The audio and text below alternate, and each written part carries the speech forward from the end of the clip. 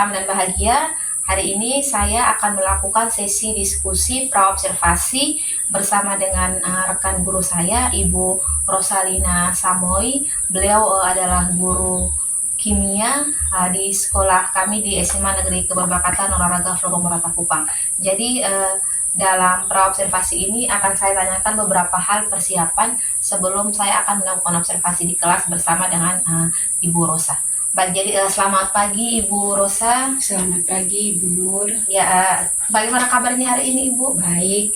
Oke, baik ya Ibu ya. Jadi sesuai dengan yang sudah saya sampaikan tadi di awal, hari ini kita akan melakukan sesi diskusi praobservasi sebelum nanti kita melaksanakan observasi di dalam kelas. Jadi untuk tujuan praobservasi Ibu ini supaya nanti pada saat pelaksanaan observasi di kelas itu Ibu lebih siap ketika mengajar dan juga lebih percaya diri dalam pengelolaan kelas nantinya. Nah, jadi saya akan mengajukan beberapa pertanyaan dalam sesi praobservasi ini. Boleh ya Ibu? Iya, boleh. Baik, jadi untuk pertanyaan pertama Ibu, nanti pada saat pelaksanaan pembelajaran di kelas pada sesi observasi, kira-kira tujuan pembelajaran apa yang ingin Ibu terapkan pada saat itu? Untuk pembelajaran saya nanti di kelas, saya mengambil materi tentang konfigurasi elektron. Jadi tujuan pembelajaran saya itu adalah agar siswa dapat bisa menuliskan konfigurasi elektron, bisa menentukan jumlah elektron valensi, dan juga mampu untuk menentukan letak unsur-unsur dalam tabel sistem periodik. Oke, jadi itu beberapa tujuan pembelajaran yang akan Ibu capai di Capai pembelajaran nanti. Iya. Oke, jadi selanjutnya kira-kira area pengembangan seperti apa yang ingin Ibu kembangkan pada saat pembelajaran nanti? Area pengembangan yang pada saat pembelajaran saya ini fokus pada pengembangan diri dari peserta didik. Oke, jadi nanti terfokus pada pengembangan diri peserta didik. Berarti kalau fokus pada pengembangan diri peserta didik itu nanti model pembelajaran apa yang akan Ibu gunakan? Saya akan menggunakan model pembelajaran PBL, problem basic learning. Oh ya, problem based learning ya, pembelajaran berbasis masalah. Oke, kalau begitu nanti strategi yang akan Ibu gunakan dalam pembelajaran dengan model PBL? Saya akan menggunakan sintak-sintak yang ada dalam PBL dengan saya gunakan saya akan membagikan mereka dalam kelompok-kelompok dengan tingkat kemampuan, ada yang bisa, ada yang sedang, ada yang tidak bisa, sehingga yang bisa membimbing teman-teman mereka. Oke, jadi nanti dalam satu kelompok itu dengan tingkat kemampuan yang beragam, ya, sehingga terjadi pembimbingan rekan sejawat nanti di dalam kelompok. Oke, berarti kalau begitu kira-kira penilaian seperti apa yang akan Ibu lakukan dalam proses pembelajaran di kelas nanti? Saya akan memberikan seperti essay test kepada mereka untuk mereka kerjakan, hanya beberapa nomor saja. Oke, ada penilaian terkait dengan keaktifan siswa dan lain-lain? Kalau tadi kan dalam bentuk kelompok. Iya, dalam bentuk kelompok. Saya akan dalam bentuk kelompok itu saya akan membagikan LKPD dan mereka mengerjakan bersama-sama. Berarti saya akan menilai juga sikap mereka di dalam mengerjakan itu. Ada yang aktif, ada yang tidak, seperti itu, dan pada akhirnya saya akan memberikan penilaian berupa beberapa soal saja. Oke, jadi ada tes pengetahuan dan juga penilaian sikap yang berlangsung nanti. Oke, jadi nanti kira-kira observasinya akan dilaksanakan di kelas berapa dan juga kapan pelaksanaannya? Saya akan laksanakan pada hari Rabu pas jam pertama pada kelas Puji, hari Rabu tanggal 6. Oke, hari Rabu 6 November 2024, jam berapa Ibu? Jam 8.30. Oke, jam 8.30 sampai selesai. Oke, baik. Jadi terima kasih Ibu, itu beberapa 2, 3. Oke, baik, terima kasih Ibu. Tadi beberapa pertanyaan yang harus saya ajukan pada saat sesi praobservasi sudah saya tanyakan semuanya. Lalu harapan saya nanti pada saat kegiatan observasi, apa yang sudah kita rencanakan dan apa yang sudah Ibu ingin kembangkan itu bisa berjalan dengan lancar dan juga semuanya bisa berjalan sesuai dengan perencanaan kita. Jadi nanti saya akan melakukan observasi terhadap Ibu dalam kelas nanti pada tanggal 6 November 2024 jam 8.30. Nah, setelah itu baru kita akan melakukan sesi pasca observasi sehingga bisa kita ketahui kira-kira bagian mana yang sudah bisa kita capai dan bagian mana yang butuh kita evaluasi dan kita kembangkan. Jadi mungkin seperti itu Ibu. Terima kasih. Siap. Baca. Selamat pagi, Bu. Selamat pagi. Silakan duduk. Terima kasih, Bu.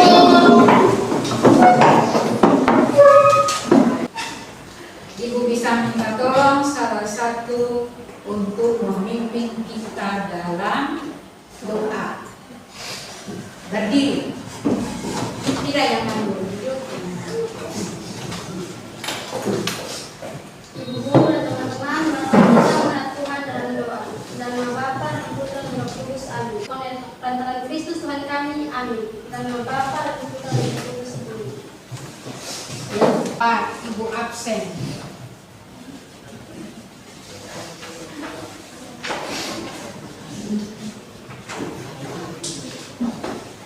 Lagi dipanggil namanya, kemudian mengangkat tangannya kalau hadir.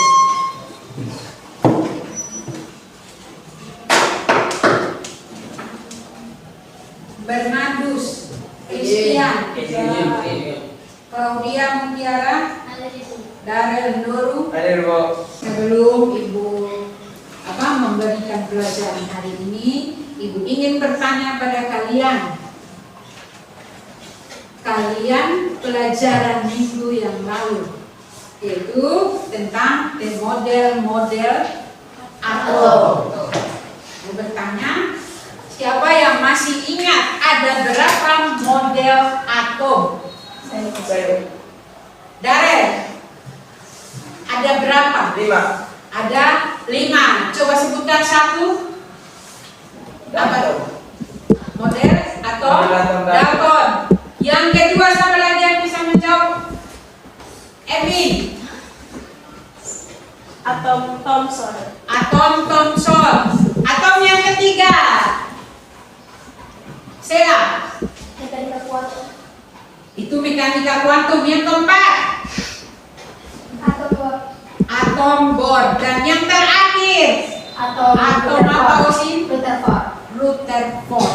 Ya, jadi ada 5 atom, model atom yang telah kalian pelajari, yaitu yang pertama adalah model atom Dalton, yang kedua adalah model atom Thomson, yang ketiga adalah Rutherford, yang keempat adalah atom Bohr, dan yang kelima adalah mekanika kuantum. Sekarang Ibu tunjukkan gambar di depan, kalian lihat ya.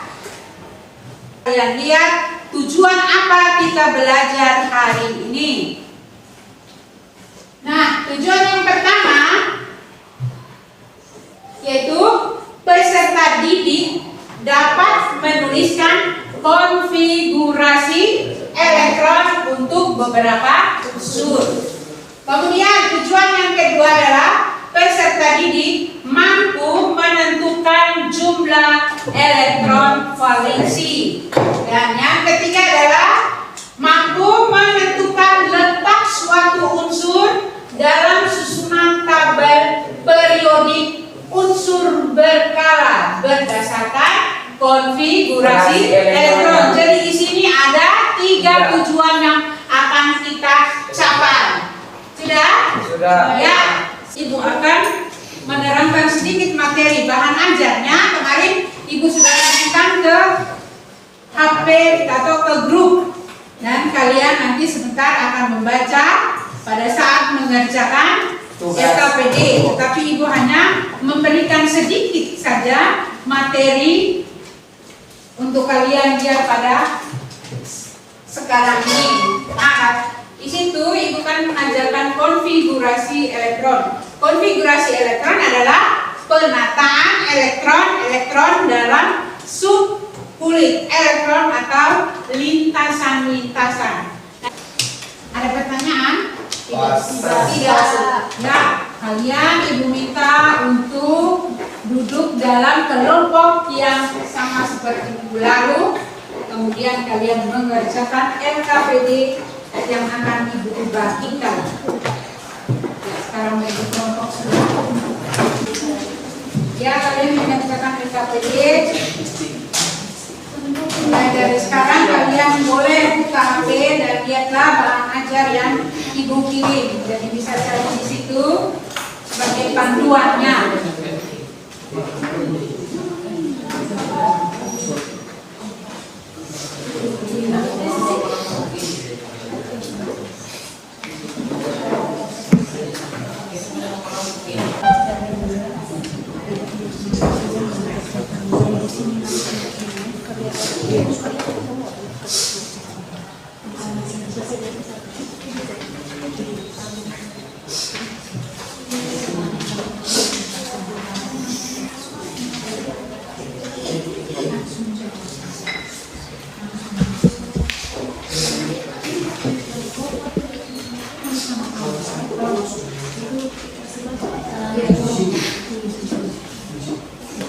Ingat KPD-nya, tulis kelompoknya, nama anggota kelompoknya.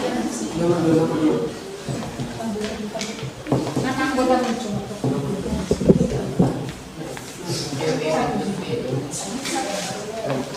Tulis nama kelompoknya, kemudian apa namanya? Nama kelompoknya dengan kelompoknya.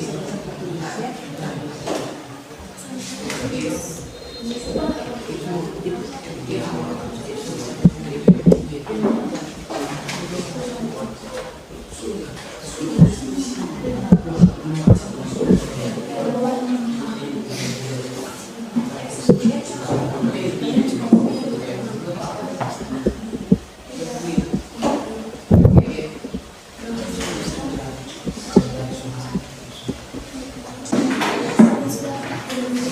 Ya sudah selesai. Ya, sebelum kalian maju pastikan atau menulis jawaban kalian di depan, kita bangun dulu dan kita ais speaking. Sudah? Ulang lagi. Kelompok 1, Ibu persilakan menjawab soal nomor 1. Di kelompok 1 perkenalkan di tempatnya saja, tidak usah maju. Selamat pagi Ibu Guru dan teman-teman. Pagi. Terima kasih atas waktu dan kesempatan yang telah diberikan kepada kelompok kami. Kami akan mempresentasikan hasil diskusi kami. Sebelum itu kami akan memperkenalkan nama kami. Perkenalkan, nama saya Maria Febriani Putri Lilirani. Perkenalkan, nama saya dari Sejumlah Pemerintahan. Baik, sekarang kami akan menjawab dan mempresentasikan hasil diskusi kami. Nomor 1, tuliskan konfigurasi elektron dari masing-masing unsur di bawah ini.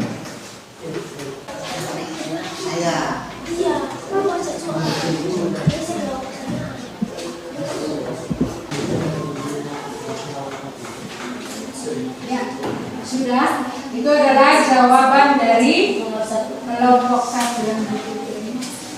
Baik, dari jawaban yang kami tulis di depan papan, mungkin ada pertanyaan dari kelompok lain. Saya mempersilakan. Mengapa kulit ketiganya contohnya pada unsur Ca elektron terisi berjumlah 8, kenapa tidak 10? Karena kulit ketiga maksimum terisi 32 elektron. Baik, terima kasih atas pertanyaan. Kelompok berapa yang menanya? Oke, baik, kami akan menjawab pertanyaan yang diberikan kelompok 4 kepada. Baik, saya akan menjawab pertanyaan dari kelompok 4. Sesuai dengan ketentuan, jika misalnya pada kulit ketika jumlah elektron sisa lebih dari 32, maka akan diisi 32. Tetapi jika jumlah elektron sisa lebih kecil dari 32, maka harus diisi jumlah yang sama dengan kulit sebelumnya. Dalam hal ini, untuk CA jumlah elektron sisa adalah 10, maka kulit ketiganya kita isi dengan jumlah elektron pada kulit kedua yaitu 8, setelah itu baru 2. Sekian dari Mungkin itu sudah bisa diterima dibahas. Mungkin ada dari kelompok lain atau Pas. Baik, kami akan menutup hasil diskusi kelompok kami. Sekian dan terima kasih. Tuh, jadi coba perhatikan di depan. Untuk yang ini Al13. Yang ditanya adalah elektron valensi. Elektron valensi adalah jumlah elektron pada kulit terluar. Ada pertanyaan? Tidak ada. Saya bebas. Pas. Nah, sekarang Ibu minta tolong salah satu orang untuk membuat kesimpulan pembelajaran kita hari ini. Saya Sampai bisa bantu Ibu ya, silakan Osi. Baik, saya atas nama Osin Tito ingin memberi kesimpulan pada pelajaran hari ini. Kesimpulan yang pertama, dengan menuliskan konfigurasi elektron tidak dapat menentukan letak atom atau unsur-unsur kimia pada atap periode. Yang kedua, semakin jauh kulit elektron dari inti atom, energi yang dipancarkan akan semakin besar dan sebaliknya. Pasti. Ibu mau bertanya ke kalian dan siapa yang tahu sudah menjawab. Bisa? Bisa? Ya.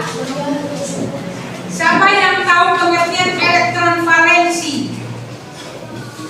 Still. Karena tadi dia kerja yang bagian elektron valensi. Elektron valensi itu dilihat dari kulit luar. Pengertiannya. Saya Tunggu. Lanjut. elektron valensi adalah kulit luar dari konfigurasi elektron. Ya, silakan duduk. Terima kasih Putri. Apakah ada pertanyaan hari ini? Pada pelajaran hari ini pas? Ya, untuk minggu depan kita akan lanjut lagi dengan model atom mekanika kuantum. Ibu minta salah satu anak untuk memimpin kita dalam doa penutup.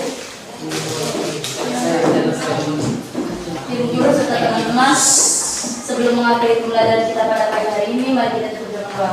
Dan nama Bapa, Tuhan yang Maha Esa, dan nama Bapa.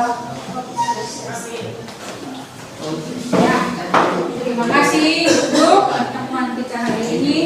Dan tadi untuk buku kimianya Ibu beri tanggung jawab di Gilbert untuk menyampaikan kembali.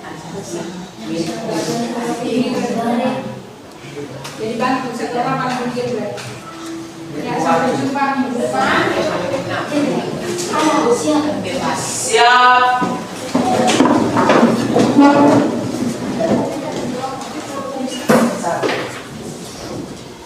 Beri salam. Terima kasih, Ibu.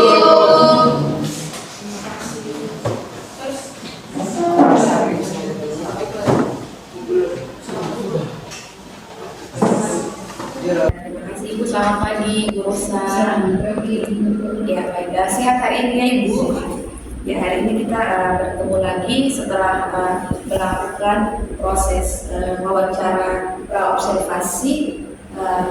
Sebelum saya melakukan observasi waktu itu dan kita sudah melaksanakan 2 tahapan, yaitu praobservasi dan juga pelaksanaan observasi. Nah, hari ini sesuai dengan kesepakatan kita, setelah saya melakukan observasi, kita ada dalam proses pasca observasi, yaitu kita melihat kembali, merefleksi kembali apa-apa yang telah kita sepakati dan apa-apa yang sudah Ibu laksanakan selama proses pembelajaran di kelas. Nah, jadi Ibu mungkin bisa menceritakan sedikit terkait dengan apa yang Ibu rasakan selama proses pembelajaran pada saat observasi yang sudah Ibu lakukan. Ya, saya merasa bahwa setelah saya lakukan itu perjalanan di dalam kelas selama saya mengajar itu sudah berjalan sesuai dengan apa yang sudah kita bicarakan lebih sesuai dengan modul-modul yang sudah sesuai dengan modul belajar yang saya buat. Terus hanya ada kendala-kendala sedikit. Oh iya. Jadi kemarin kan Ibu menggunakan model pembelajaran problem list. ya problem sudah. Jadi semua sintak-sintaknya sudah Sintak-sintaknya sudah saya jalankan sesuai dengan sintak-sintak dari DPR. Oke. Dari Melayu.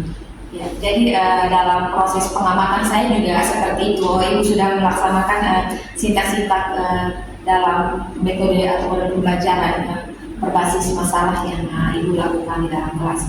Baik, jadi tadi Ibu menyampaikan bahwa ada kendala-kendala yang kemudian Ibu rasakan di dalam kelas. Mungkin apa saja kendala yang Ibu hadapi ketika proses pembelajaran? Yang pertama, mungkin karena sekolah ini sekolah olahraga, jadi yang pertama satu itu adalah ada siswa, saya mendapatkan beberapa siswa yang mungkin masih tidak mengikuti, tidak bisa mengikuti, tetapi mereka kurang aktif, mungkin karena kecapean atau bagaimana, karena pas saya mengajar itu juga pagi, jadi mungkin mereka baru pulang latihan, jadi mungkin ada kelelahan atau unsur itu.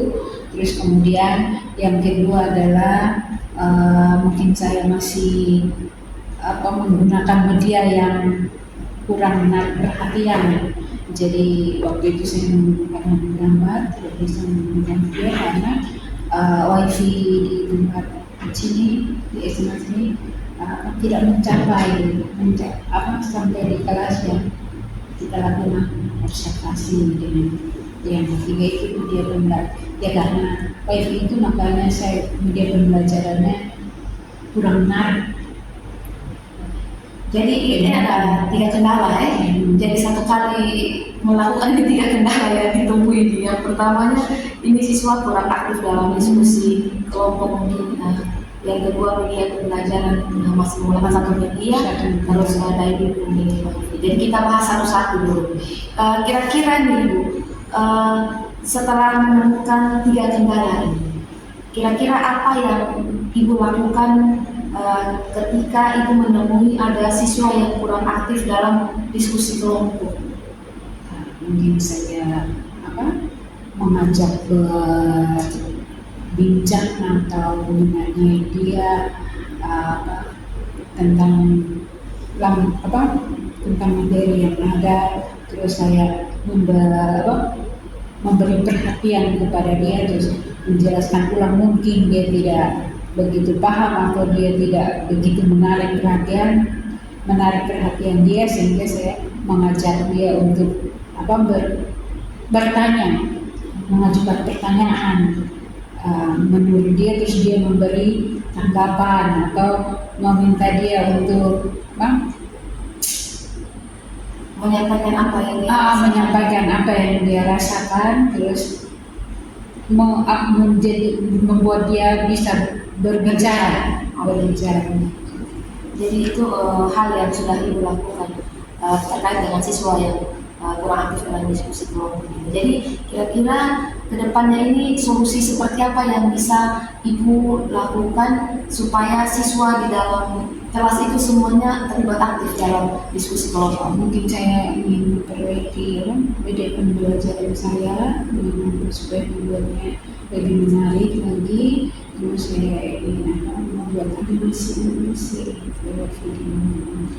Oke, jadi itu mungkin sekaligus menjawab yang kedua terkait dengan media pembelajaran yang kurang menarik. Jadi betul kemarin Ibu masih menggunakan gambar saja, sehingga mungkin itu juga yang membuat mereka malas lihat gambar. Apalagi mereka sekarang sering menonton video di sosial media, jadi mungkin itu juga salah satu hal yang membuat mereka mengantuk atau apa di dalam kelas kemarin dalam proses pembelajaran.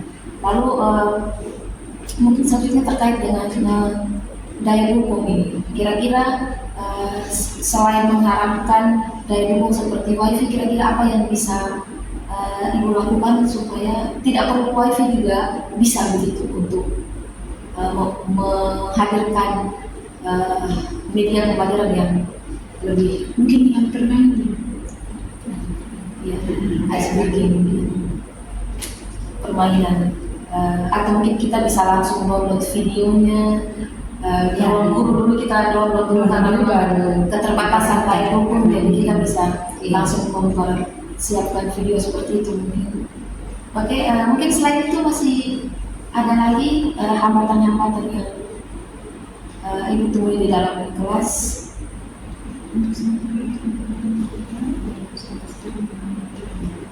Oke, jadi kan ada 3 tadi itu terkait dengan siswa yang kurang aktif. Solusinya tadi itu bisa memberikan perhatian, kemudian membagi peran kepada mereka supaya masing-masing mereka juga berjalan peran dan tidak harus menjawab. Oke, lalu terkait dengan media tadi sudah ibu sampaikan nanti untuk bisa membuat video pembelajaran animasi. Jadi nanti kita saling membantu untuk menghadirkan video-video animasi supaya mereka lebih semangat.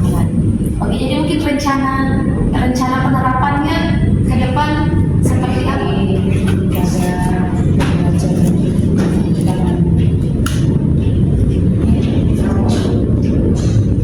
Oke, jadi di pembelajaran selanjutnya ini bisa menjadi referensi supaya bisa diterapkan terkait dengan diskusi kelompok tadi dan juga menggunakan media-media yang inovatif. Baik, dalam pengamatan saya juga mungkin itu kekurangan lainnya, jadi terkait dengan keaktifan mereka dengan satu media saja, apalagi menggunakan metode yang berbasis masalah, jadi mereka harus mendapatkan media yang lebih membangkitkan dan mereka. Jadi terima kasih untuk solusinya dan juga refleksi kita dalam kegiatan setelah observasi. Jadi mungkin ini menjadi perhatian kita bersama untuk saling membantu dalam meningkatkan kualitas pembelajaran dalam kelas.